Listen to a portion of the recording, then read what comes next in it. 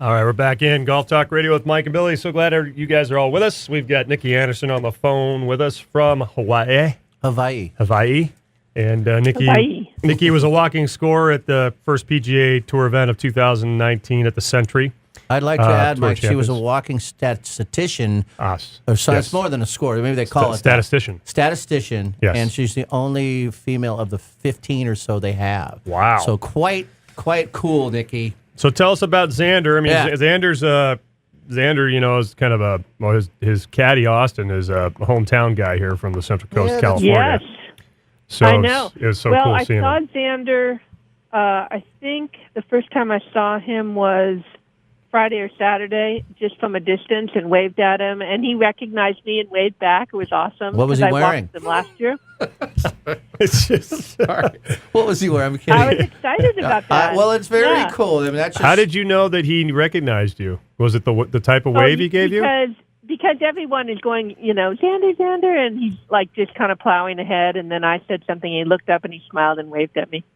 Oh, nice. Oh. So, that's got to be it. That has to be it. Well, because I walked with him. I think I walked with him in the Pro-Am, so I interacted with him in Austin a lot during that round. So we because we have the connection, with Paso and everything, and well, both Mike and I saw that final round. I saw most of it. You said you saw it too, and it was unbelievable from the television how low this man was going.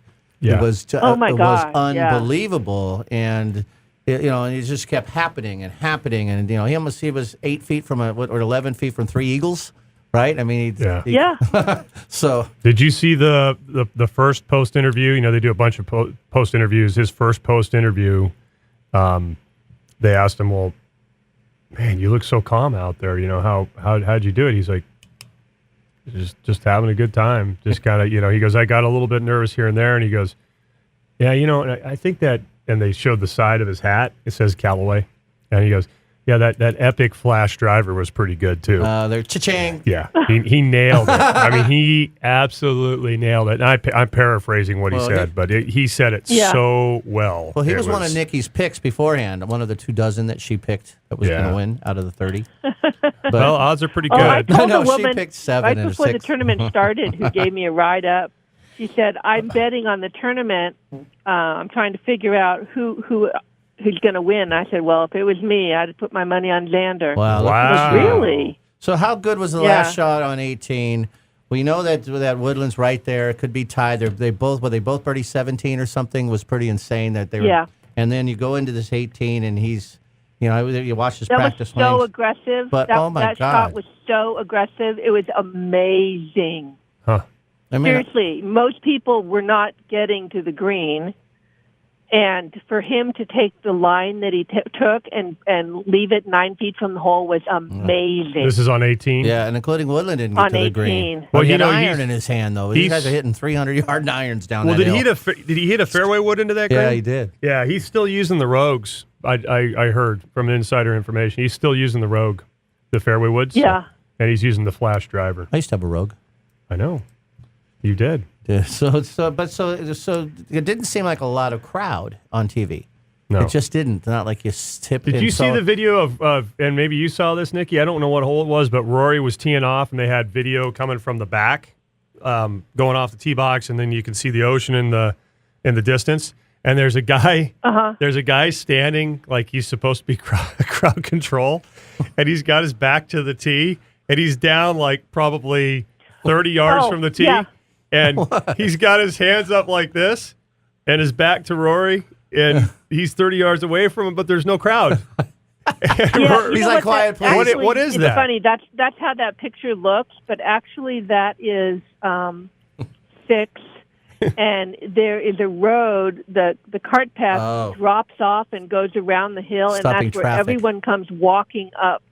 I figured there was a reason for that. So there was their blind spot, traffic blind spot. It looks so funny because there's Rory on the tee box by himself, beautiful setting, and off in the corner, you see this guy, his back's to him, and his arms are up like this, and then somebody, of course, they took a picture of it and tweeted it and said, boy, this guy's got some real serious responsibility today, or something like that. Now, Nicki had more responsibility than that guy.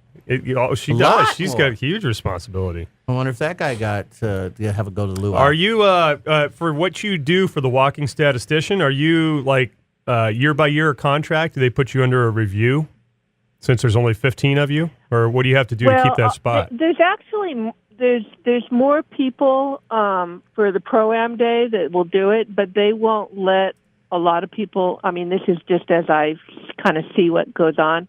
The first year, they let me just do the Pro-Am. That was it. The test. Then the next year, they let me do the rehearsal. 3 of the rounds. Wow. And then the next year, I did 4 rounds, and this year, I did all 5 rounds. See that you're Do you have veteran now. Do you have that? Because one of the first years that you did this, I remember we had pictures. You had what looked like something from Star Wars that you were. She was doing driving distance or something that year, weren't you? Yeah, I was doing laser operator on ShotLink.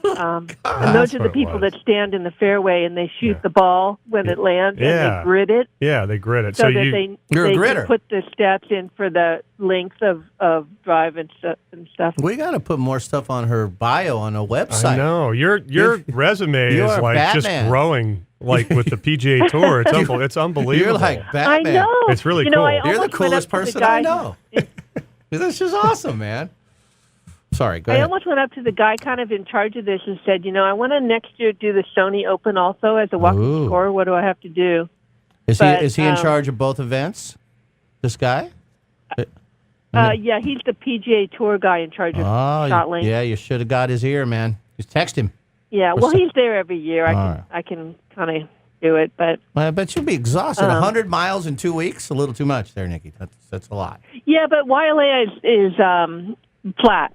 Yeah, it's not like Kapalua. I mean, the thing with Kapalua is I think I had 775 levels of stairs at the end of the week. Man, that makes Vegas look easy. That makes my knee hurt just thinking about it. Yeah. That makes Poppy sound it's easy. Pretty Poppy amazing, was brutal. The elevation changes, yeah. Well, we're very proud of you, and we're honored that you're part of our team, that we got to send you out there and do your thing. So, and Mike was responsible for hooking you up out there. So I'm glad that we were able to take care of you, Nicki, and that you did good for Golf Talk Radio. We're very proud of you. Oh, good. Hey, I wanted to tell you, too, I walked with, who else I walked with? Patrick Reed and Matt Kuchar and Ted Potter Jr. and Brooks Koepka. Oh, nice. How was Patrick? Was he cool? Patrick was cool, and he gave me a signed glove. The glove I knew he was wearing, Patrick was actually. cool. The glove he was wearing is sweaty. Oh, just here you go. No, see, I see. And what? So and how was Koepka, Potsy? Who's Potsy? Ted Potter Jr. Oh, yeah. Potsy. He was super nice. Yeah. Koepka? Super nice guy. Koepka's number 1 in the world right now. Is Koepka? he not? I gotta ask you. Is Koepka as chiseled as he looks? Is he that ripped? Like seriously, he looks. Remember when we interviewed Ricky Barnes at the Straight Down? I do. Yeah, big old. Rip. He looked like a triathlete.